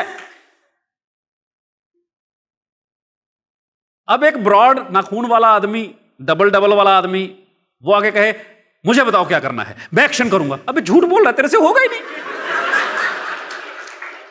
भाई तू तो भाव खिला दे, भाव खा ले, खाना खा ले, खाना खिला दे। मैंने कहा ना, एयर वाला कम कम मात्रा में बट इरेगुलर इंटरवल्स पे खाता है। फायर वाला रेगुलर इंटरवल्स पे खाता है पर उसको टेस्टी चाहिए, और वाटर वाला कुछ भी खाता है, उसको हर वक्त खाने को चाहिए। फिक्स स्वभाव है तुम, यू कांट। और जब बदलोगे तो रोगी हो जाओगे। ये हमारे दर्शन का अटूट हिस्सा था। इसीलिए हमारे यहां कहा गया जिसका जो स्वभाव है वो वही तो पिक करेगा। जिसका जो स्वभाव है वो वही तो पिक करेगा। तो विचारों को पिक करने की इसको स्वतंत्रता दी जाती है, इसलिए ये जो धर्म चाहे ये उसको अपना सकता है। सिर्फ इस भूमि में है ये मामला, और कहीं नहीं है। तुम जाके अरब कंट्री में कहो ना कि मैं गीता का पाठ पढ़ा रहा हूं, गोली तुरंत ही मार देंगे। शाम तक भी उन्होंने बोला क्या करना है करो, अलाउड ही नहीं है। हमारे यहां पर आत्म अभिव्यक्ति की स्वतंत्रता का मूल आधार भारतीय और वैदिक दर्शन है। और ये जो 3 तत्वों का खेल है, ये सिर्फ योग, सांख्य, न्याय, वैशेषिक, मीमांसा में यही नहीं है, वेदों में भी है। वेदों में इसको कहते हैं 3 लोक, देवमंडल, वायुमंडल और पृथ्वी मंडल। देवमंडल अंतरिक्ष के 12 देवता हैं। 3 ही लोक हैं, उनके 11 रुद्र हैं, 8 वसु हैं। 23 और 8 31, एक ब्रह्मा और दिति के 2 रूप, दिति अदिति, तो ये टोटल 33 देवता हैं और 12 असुर हैं। मैं ये पढ़ाऊंगा, देवता भी अपग्रेड कर दिए हमने, क्योंकि अब देवता मैं तुम में दिखाना चाहता हूं, क्योंकि ये देव और असुर मेंटल आकृतियां हैं, ये टेम्पलेट्स हैं जो वेदों में हैं। और मैं तुम्हारी पत्री देख के तुम्हें बता सकता हूं कि कौन सा देवता किन गुणों के आधार पर किस स्वभाव के अंतर्गत तुम्हें पैसा देता है। ये पहचानने होंगे, ये सिखाऊंगा। ये थोड़ा लंबी दूर की बात है, पर वेदों में देव असुर क्या है वो वहां नहीं है, यही है। मैं चाबी दूंगा वेदों को डिकोड करने की, मैं चाबी दूंगा सांख्य को डिकोड करने की, मैं चाबी दूंगा न्याय, वैशेषिक, योग और मीमांसा को डिकोड करने की। 6 दर्शनों का मूल आधार त्रिगुणात्मक प्रकृति ही है। एक राजा का पेट खराब हो गया, अरे हंसने वाली क्या बात है, किसी का भी हो जाता है। राजा का हो गया और उसको नुस्खे पकड़ के रखने की बड़ी आदत थी। नुस्खे मतलब यहां से नुस्खा ले लिया, यहां से नुस्खा ले लिया, और फिर वो खुद को ही वैद्य समझने लग गया था। जब आदमी 20, 30, 50, 100 नुस्खे इकट्ठे कर लेते ना, तो उसको लगता है यार मेरे को सारा आ गया।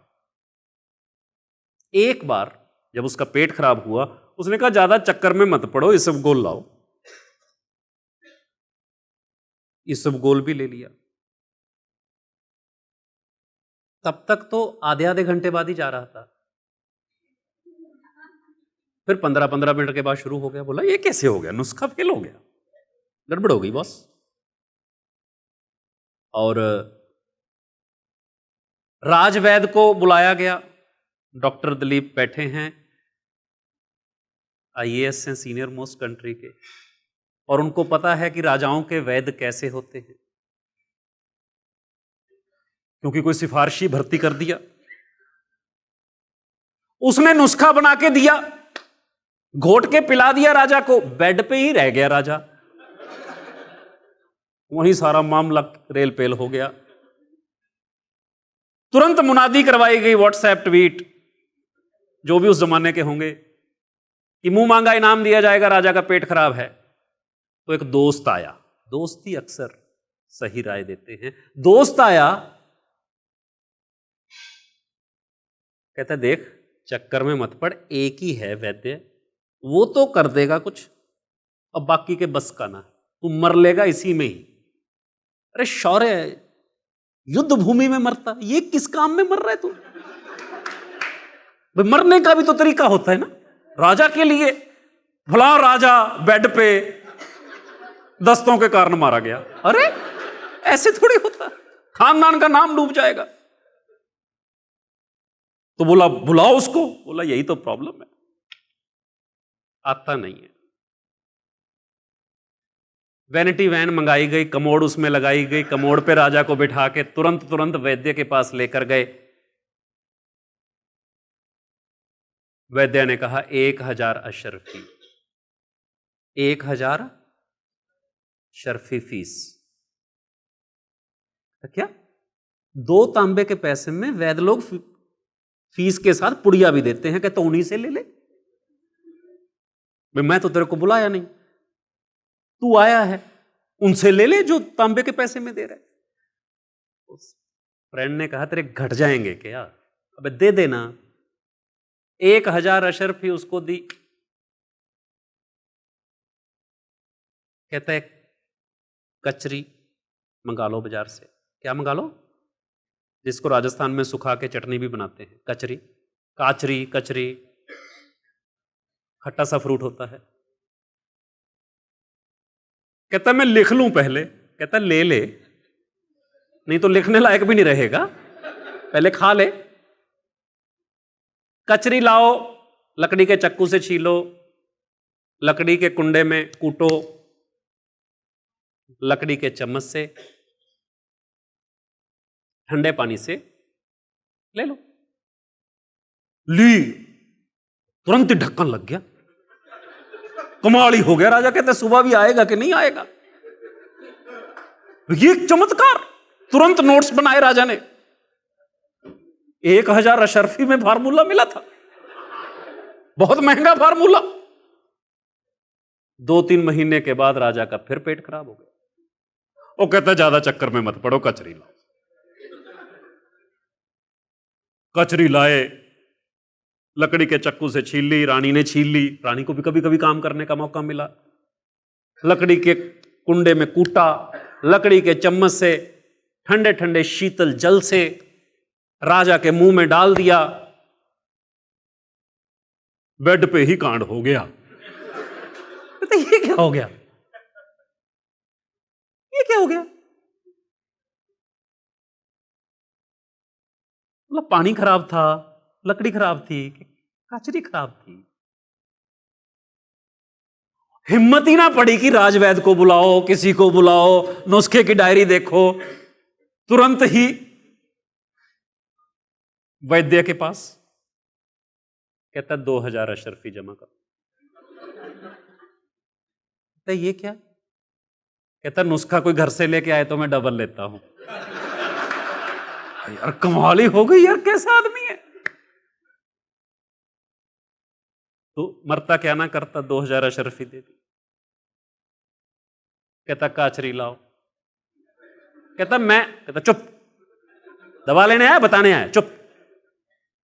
काचरी लाओ, काचरी, लकड़ी के चक्कू से छील लो, लकड़ी के कुंडे में कूटो, लकड़ी के चम्मच से। बोला दवाई लेना यार, तू बात ही नहीं सुनता। प्रॉब्लम राजा की यही होती है, बात नहीं सुनता। कहता गर्म पानी से ले लो।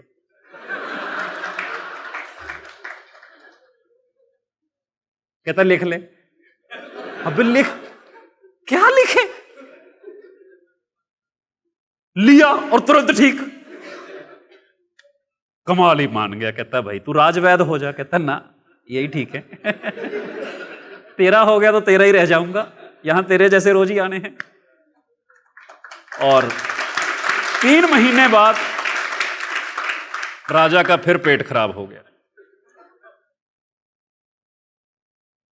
राजा कहता है वैद्य जी के पास चलो। हाँ, काहे? वैद्य के पास गए, कहता है राजा 3000 अशर्फी। कहता मैं ना तेरे को गोली मार दूंगा। कहता वो तो ठीक है, तू इसी से मर लेगा, मेरे को तो गोली मार दे, तू तो इसी में चला जाएगा। 3000 अशर्फी दे दी। कहता काचरी लाओ। कहता अब तो सच्ची में मार दूंगा यार। कहता अबे काचरी बताने के इतने पैसे? काचरी लाओ, लकड़ी के चक्कू से छीलो, लकड़ी के कुंडे में कूटो, लकड़ी के चम्मच से लो। कहता पानी? कहता कोई नहीं, बिना पानी के लो आज। And he was fit. कहता यार चक्कर क्या है? कहता राजा चक्कर यह है कि 25 बरस वो साधा है जो अज्ञात है, जो ज्ञात नहीं है। बात काचरी की नहीं है और ना नुस्खे की है, बात कुछ और ही है। जब तुम पहली बार आए, मैंने तुमसे पूछा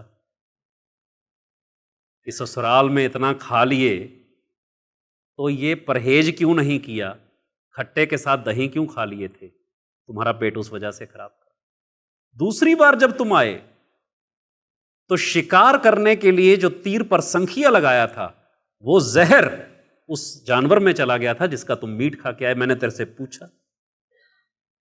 और तीसरी बार जब तुम आए, आम ज्यादा खा लिए तूने, इसलिए है राजा, मैंने तेरे से पूछा। यह है वो त्रिगुणात्मक माया। आज के बाद तुम भी वो वैद्य हो जाओगे, क्योंकि तुम्हें यह पता होगा कि इस घर में रहने वाला 1 नंबर वाला है कि 2 नंबर वाला है कि 3 नंबर वाला है, तो उपचार नंबरों के हिसाब से दिए जाएंगे आज से। क्या समझे? हरेक के लिए महावास्तु का हरेक उपचार काम का नहीं है। हरेक के लिए महावास्तु का हरेक उपचार काम का नहीं है। और हर जगह तत्वों का संतुलन एक ही फार्मूले से नहीं बिठाना। अब एक नया फार्मूला कौन हो गया? जो उस घर में रहता है, क्योंकि उसका फायर बिगड़ा है तो वो हिल गया है, क्योंकि उसका वाटर बिगड़ा है तो हिल गया है, कि उसका एयर बिगड़ा है तो हिल गया है। और आपको एयर, फायर और वाटर की दिशाएं तो पता है ना। आज से एक नया अपग्रेडेड महावास्तु, और जो आप करोगे उससे होगा क्या? मैंने पूछा राजेश भाई से, ये अपना चमत्कार बोले कि अगले, इन्होंने थोड़ा ज्यादा टाइम बोल दिया कि 36 महीने में 1000 करोड़ रुपया सालाना आना शुरू हो जाएगा। किराया कितना? 1000 करोड़ सालाना किराया। मुझे पता है 24 महीने में आना शुरू हो जाएगा, मैं जानता हूं।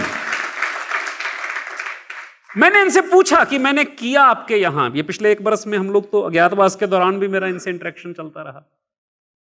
मैंने कहा क्या हुआ? बोला पता नहीं, जैसे कोई गियर सा अंदर अपने आप ही सेट हो गया ना, वो हुआ। इनका आत्म साक्षात्कार का अनुभव क्या है? कोई अलाइनमेंट ही अंदर से मेरी ऐसी सेट हुई है, जो सामने पड़ जाता है वो बात मान जाता है, जैसे चाहता हूं वैसे हो जाता है। इन्होंने ये ट्रेनिंग नहीं ली, पर आप ट्रेनिंग लेके जा रहे हो, तो आपके साथ क्या चमत्कार होंगे वो तो असंख्य हैं, पर जो आपका काम किए हुए एनवायरनमेंट में रहेगा। 7 प्रकार के कैसे होते हैं? 3 तो वो, 1 2 3 जिनमें बराबर बराबर मात्रा में है, ऐसा रेयर है। कोई होगा, होंगे, बट 1 और 2, 1 और 3, यानी कि air and fire, air and water. पहला एलिमेंट जो प्रोमिनेंट है, वैसी शरीर की काया होगी, नाखून होंगे, सिम्टम्स होंगे, भावुक होगा, इमेजिनेटिव होगा, आर्टिस्टिक होगा, या एक्शन वाला होगा। कई लोग आप देखोगे आपके घर में वो एक्शन एक्शन एक्शन में लगे रहते हैं। बच्चा हमेशा फाइटिंग गेम्स, एक बच्चा कलर्स ही फैलाता रहता है, एक बच्चा अलग अलग बच्चों में भी दिखते हैं वो ट्रेट फिक्स है। 1 और 2 मिला के एक पर्सनैलिटी, 1 और 3 मिला के एक पर्सनैलिटी, 2 और 1 मिला के एक पर्सनैलिटी, 2 और 3 मिला के एक पर्सनैलिटी, 3 और 1 मिला के एक पर्सनैलिटी, 3 और 2 मिला के एक पर्सनैलिटी। ये 6 प्रकार की पर्सनैलिटीज हैं, 6 प्रकार के 6 टाइप के लोग हैं। एक जो संतुलित हैं तीनों के तीनों, और 6 ये। इन 7 लोगों से सप्तलोक बनते हैं, क्योंकि इनका सोचने का ढंग, इनका काम करने का ढंग, इनकी विचारधारा सब इस कैटेगराइजेशन में है। अपने एलिमेंट का जो व्यक्ति है, मेरा air and fire, fire number 1 and मेरा एयर नंबर 2 है, तो मुझे जिसका फायर एंड एयर होगा वो एकदम लगेगा मेरा भाई है, बस मेरा भाई है। मेरे वसुधा का भी फायर नंबर 1 है और एयर नंबर 2 है, वसुधा का भी। ये वजन उन्होंने 5 बरस पहले गेन किया, ये मुझे कल बताया वसुधा ने। And again next year she will be into fire and air element again. And वो यात्रा है अपने एलिमेंट में आना। तो कई बरस पहले जब वसुधा कोर्स करने आई तो मैंने कहा ये मेरी छोटी बहन है। वो वैसे आपका सबकॉन्शियस, आपका अंतर्मन ऐसे ही रिएक्ट करता है। और जो एयर एंड फायर वाले हैं, फायर एयर यानी 12 नंबर का 21 नंबर के साथ बेस्ट कंप्लीमेंट्री है, बेस्ट कंप्लीमेंट्री। 25 बरस हो गए, सिर्फ मनु मेरे से नहीं खिसियाए। कहां है मनु? मनु कहां है? Manu Manu Manu please please please दर्शन दीजिए बाबू। आत्म साक्षात्कार के लिए आपका दर्शन बड़ा जरूरी है। Best complementary with KB, reason being air and backed up by fire. देख रहे हैं मनु को कैसे होता है? हमारे सतीश भाई fire and backed up by water, action action, ये करना है लो कर देते हैं। राजेश भाई fire number 1, air backed up, तो भाई भाई लगते हैं, मैंने बोला ना। संजय मेरे दोस्त बचपन के, again fire and air, school में इनको बॉस कहते थे क्योंकि यही सबसे फैशनेबल थे। कहने का अर्थ क्या है? वो एलिमेंटल केमिस्ट्री ही आपको कनेक्ट करती है या डिस्कनेक्ट करती है, या जोड़ती है या तोड़ती है। अंतर्मन की भाषा तो यही है, और यही वेदों की भाषा है। ये 7 प्रकार की पर्सनैलिटीज, मेरे जैसी पर्सनैलिटी जिसके एग्जैक्ट कंपोजिशन भी मैच करता हो, मैं फ्यूचर में इनको ग्रुप्स बना देना चाहता हूं। और मैं चाहता हूं कि ये एक साथ रहें, एक कॉम्बिनेशन के, कंपोजिशन के लोग, अलग अलग एज ग्रुप के, ताकि 17 साल के बच्चे से लेके 70, 80, 90 बरस का सेम एलिमेंट कंपोजिशन के जब वो ग्रुप साथ में रहेंगे तो ज्ञान अंदर से प्रस्फुटित होगा कि मेरी मैक्सिमम श्रेष्ठता, मेरी प्रकाशता, मेरा बेस्ट कैसे एक्सप्लोर हो सकता है। क्या आपको कुछ कुछ क्लियर हुआ? क्या आपको अपने अंदर अपने कुछ एलिमेंट्स रिफ्लेक्ट हुए? इन पर आप काम करना, इनकी नाखूनों की से पहचान, बॉडी फ्रेम से पहचान, कुछ क्वेश्चन से पहचान। शनिवार जो भी आएगा, लास्ट शनिवार ऑफ दिस मंथ, 30 को है शायद, किसी एक जगह में कहीं भी जहां दिल्ली की टीम, मैं दिल्ली में होऊंगा, दिल्ली की टीम एक वेन्यू बना लेगी, तय कर लेगी कि यहां हम बैठेंगे, और जो भी आए, आपके परिवार के लोग आए, आपके दोस्त आए, और वो अपनी प्रकृति को जाने और आत्म साक्षात्कार की यात्रा करें, ऐसा मेरा मनोभाव है। और जैसे ही वो सेल्फ को रियलाइज करेंगे, ये इतना बड़ा नशा है, जिसको पता चल गया कि मैं फायर हूं, वो अपने इमोशंस को हमेशा कंट्रोल में रखेगा, क्योंकि उसको पता है कि ये इमोशनल ट्रॉमास जो हैं मेरे किसी काम के नहीं। इनको बैलेंस करके रखना है और किसी को अलाउ नहीं करना है कि मेरे इमोशनल स्टेबिलिटी को हिला दे। आप समझ रहे हो? जब अपनी कंपोजिशन पता चल गई तो आप खेल कर सकते हो और सारी कंपोजिशंस अच्छी हैं, ना केवल रजत, ना सतव, ना तमस, ना कोई बुरी, ना कोई अच्छी। ईश्वर के बनाए हुए जो भी जैसी भी कंपोजिशंस हैं, दे आर परफेक्ट। सिर्फ इम्परफेक्ट हैं जब वो डिस्टॉर्टेड है, जब वो इम्बैलेंस्ड है। ईश्वर ही महा है। महा कौन है? महा कौन है? सबसे महा कौन है? ईश्वर ही महा, और कोई नहीं। और ईश्वर का जो साकार रूप है वो है ऐश्वर्य। ईश्वर का फेमिनाइन पार्ट है ऐश्वर्य। क्या समझे? ईश्वर का फेमिनाइन पार्ट ऐश्वर्य, और ऐश्वर्य प्रकृति है।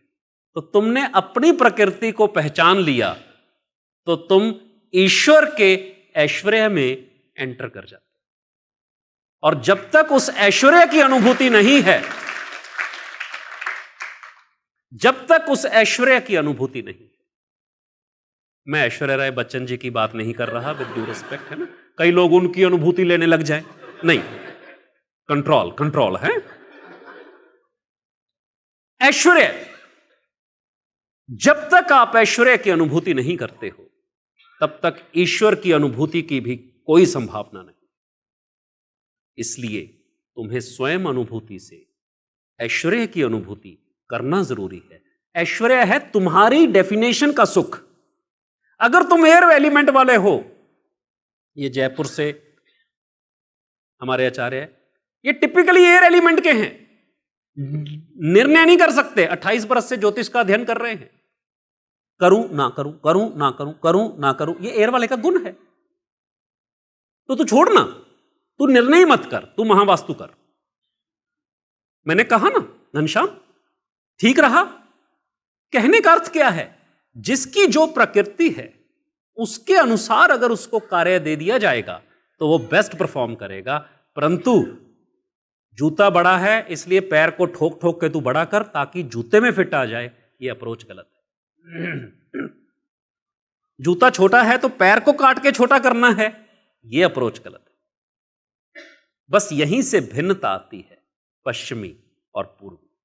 हमारे यहां कहा गया ये ईश्वर का रूप है, जो ये है इसको इसकी श्रेष्ठता का एहसास होना चाहिए। अगर इसको स्वयं की श्रेष्ठता का एहसास हो गया तो यह ऐश्वर्य युक्त हो गया, फिर इसको कोई पीड़ा नहीं हो सकती। पीड़ा का अर्थ ही यह है कि आप प्रकृति के विरोध में हो, आप अपने सब भाव के विरोध में हो। किसके विरोध में हो? और कृष्ण ने क्या कहा? होगा क्या?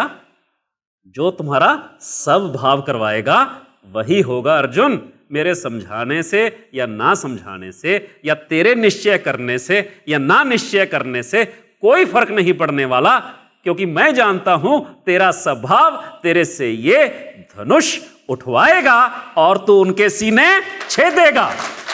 ये होना है, ना मैं रोक सकता हूं ना तू रोक सकता है, क्योंकि जो तेरा स्वभाव है वही होना। तो फिर क्यों ना हम अपने अपने सब भाव में प्रवेश करें और अपनी श्रेष्ठता को पाएं। यही मेरा आत्म साक्षात्कार रहा मेरे बारे में। ता जिंदगी आज के बाद इस पर बोलता रहूंगा, क्योंकि अनुभव इतना विराट है, इतना बड़ा अनुभव है कि सारी जिंदगी भी बोलता रहूंगा तो पता नहीं बता भी पाऊंगा कि नहीं। तो उससे अच्छा है क्यों ना तुम्हें अनुभव ही करवा दूं। और वो यात्रा जो है वो तुमसे ही शुरू होती है, वो मेरे से शुरू नहीं होती है। क्योंकि मैं तो अज्ञातवास से लौट आया, मैं तो अज्ञातवास से लौट आया ज्ञातवास में। तुम तो अभी भी अज्ञात में ही बैठे हो। अब आ जाओ ना ज्ञात में, अब ज्ञात में आ जाओ बाबू। मैं तो ज्ञात में आ गया और मेरे आने के तुम सेलिब्रेट कर रहे हो, इतना भाव दे रहे हो, इतना स्नेह दे रहे हो, इतना एक्शन कर गया ये एक्शनेबल फायर एलिमेंट मेरा पंकित। और पर नहीं, अब मैं तुम्हारे लौटने का इंतजार करूंगा इस अज्ञातवास से इस ज्ञातवास में। तुम लौट आओ।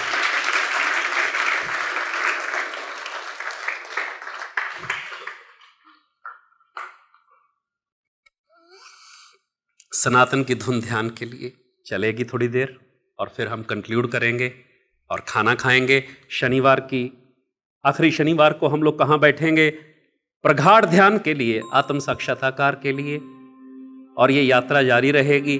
आप लोग अपने अपने जगह, अपने अपने घर में, अपने परिवार को, ये 3 प्रकार के लोग होते हैं और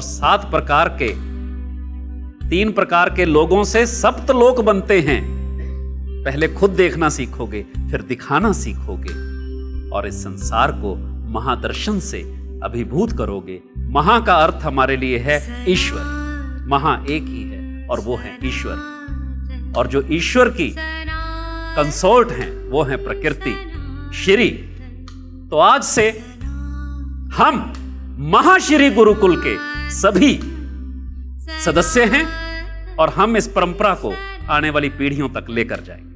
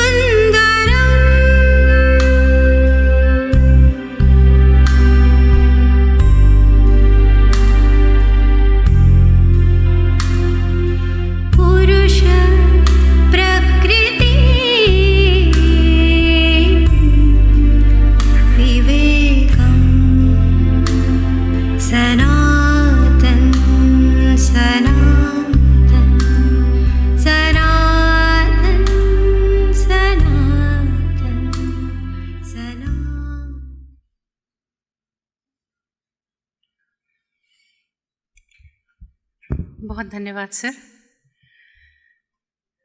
तो यहाँ के बाद में अभी कुछ बोलने का बन ही नहीं पा रहा था, तो बीडी सर बोले नहीं कुछ तो बोलना है यहाँ पे। तो महावास्तु की महापरंपरा जो महास्वरूप धारण करने जा रही है उसका नाम महागुरुकुल। तो ऐसा है कि हम आगे बढ़ रहे हैं और अपनी वैदिक बौद्धिक जो समृद्ध परंपरा है उसको लेकर भविष्य की तरफ जा रहे हैं, क्योंकि ये केवल हमारे लिए नहीं है, हमारी आगे आने वाली पीढ़ियों दर पीढ़ियों ये काम करेगा। और आज का दिन जब गुरुकुल की नींव पड़ी है, जब ये धारणा गुरु सखा ने हमसे यहाँ पर शेयर करी है, जब ये प्रस्फुटित हुई है, हमारे मनस में आ गई है, तो जन्म ले चुकी है। तो इस दिन को हमारी आगे आने वाली पीढ़ियाँ हमेशा याद रखेंगी और इसके लिए हम सभी अपने परिवार की तरफ से, आने वाली पीढ़ियों की तरफ से गुरु सखा को बहुत बहुत बहुत धन्यवाद देते हैं। रश्मि अपने ही परिवार की टीम का गठन करेंगे। दिल्ली से कौन लोग हैं जो रश्मि के साथ टीम में हो जाएंगे? पर्पस क्या है? पर्पस है मैं आत्म साक्षात्कार के हर महीने एक मेडिटेशन और आप अपने आत्म को पहचानो उसके कुछ प्रयोग करवाऊंगा कि कैसे पहचानना है और उसको वेरीफाई करना है। किसको? खुद को। और हर बार जब आप अगली बार आओगे तो साथ में ये नोट्स बना के लाओगे कि जिंदगी में क्या क्लेश हट गए आत्म साक्षात्कार से, कहाँ स्पष्टता हुई, कहाँ आनंद मिला, कहाँ जीवन में तरक्की हुई। जीवन में तरक्की भी उन्हीं लोगों की होती है जिनको आत्म स्पष्टता होती है। जो दूसरे का कैरी करके चल रहे होते हैं उनको नहीं। वो तो शुड भी होते हैं, ऐसा होना चाहिए, वैसा होना चाहिए, उसको ऐसा करना चाहिए, उसको ऐसा करना चाहिए, इसको ऐसा करना चाहिए। आप समझ रहे हैं? जब लाइफ बिना शुड भी के हो जाए उस दिन सुखी हो जाएगी, वो सहज हो जाएगी, स्वाभाविक हो जाएगी। उसी स्वाभाविक और नेचुरल लाइफ को नर्चर करने के ऊपर मैं हर महीने आप लोगों को ट्रेनिंग दूंगा।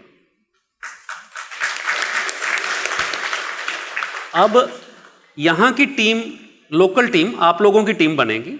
कल को बॉम्बे की टीम वसुधा के पास होगी। आप मुझे कहोगे किसी महीने बॉम्बे आ जाओ, मैं बॉम्बे आ जाऊंगा। आप कहो इंदौर आ जाओ, मैं इंदौर आ जाऊंगा। आप कहो जयपुर आ जाओ, मैं जयपुर आ जाऊंगा। मैं तो एयर वाला हूं ना, रमता योगी, मुझे तो कहीं बुला लो। तो हर एक सिटी में हमारे ही परिवार के लोग संगठित होंगे। मैं हाँ इसमें से ये कहूँगा, मुझे कोई पैसा नहीं चाहिए इसमें, ना कोई इसकी फीस है, right? Get the experience. Self experience is for free.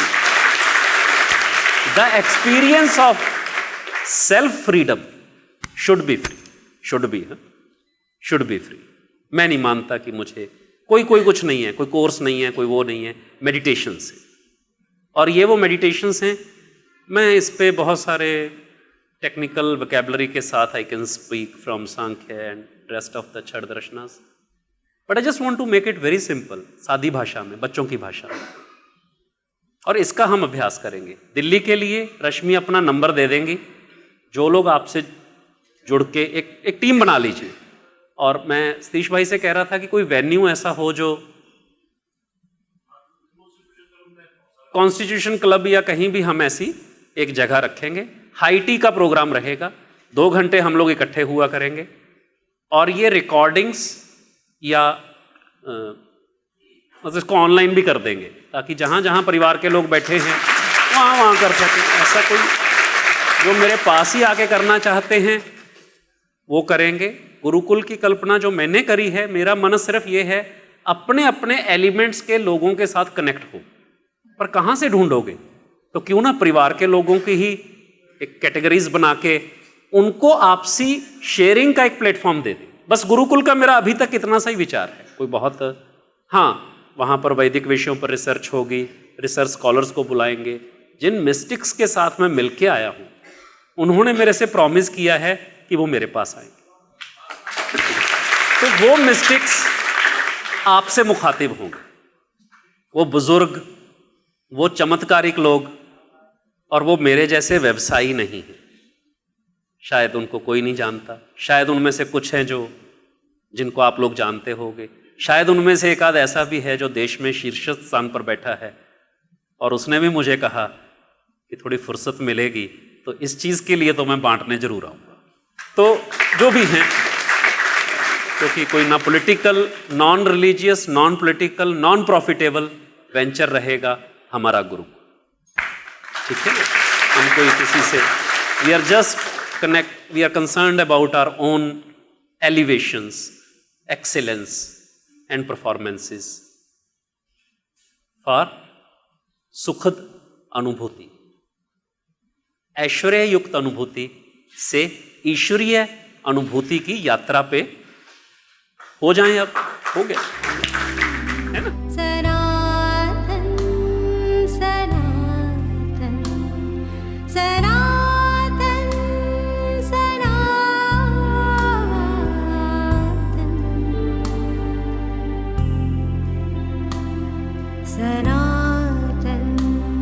Sanatan.